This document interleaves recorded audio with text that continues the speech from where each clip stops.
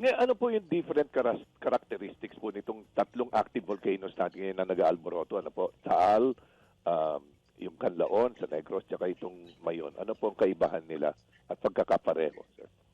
Yung Taal at saka Canlaon nga po, bago ito sa sabog, dumadami yung volcanic earthquakes natin. Ngayon, yung sa Mayon naman, bago ito sumabog, halos wala tayong walang lindol, it's the rockfall events. Oo, So yun yung tinitingnan natin. Tapos yung sulfur dioxide for Taal, yun yung around Batangas, minsan naamoy nila Opo. kasi nga mababa yung Taal. So kapag aangat yung sulfur dioxide, yung gas, nasa paligid pa rin, nasa mga communities kasi mababa siya. Whereas yung Mayon, mataas na siya. Kapag may sulfur dioxide siya, madali lang ma-disperse ng hangin. Opo. So, ganun din yung sa Canlaon Volcano. And yung Canlaon Volcano, isang beses lang siya nagkaroon ng magmatic eruption sa kanyang history. That was 1902. Yung mga eruption ng Canlaon whereas yung Mayon, may lava ka talagang nakikita. Pero right now, wala pang lava. Yung nakikita natin sa gabi, those are incandescent rockfall events at saka uson. So, may magtanong din sa amin, hindi ba lava flow na yan? Hindi pa yung lava flow. Mga bato lang yan na nahuhulog. Masyado lang mainit, kaya it appears na these rocks are glowing. Oo, nagbabaga.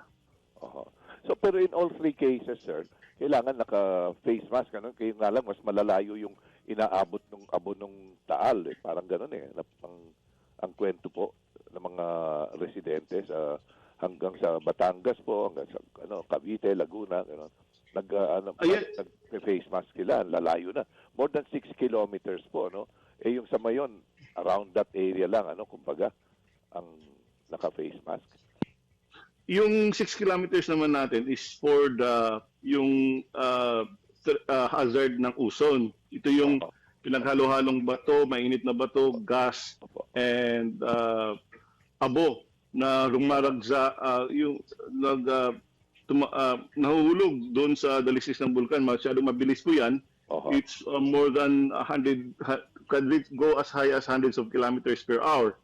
So, masyadong mabilis yan. Kaya, pinapayuhan natin yung dapat walang tao doon kasi pwede silang masunog like yung nangyari sa Pompeii. Yung mga tao doon na preserve when Vesuvius erupted. So yun yung purpose kung bakit may 6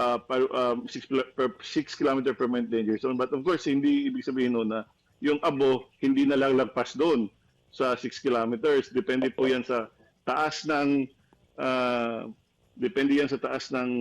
plume at depende din yan sa direksyon ng hangin. In fact, yung sa Taal, umabot yun ng Metro Manila kasi noong 2020 when it erupted kasi yung hangin papuntang norte.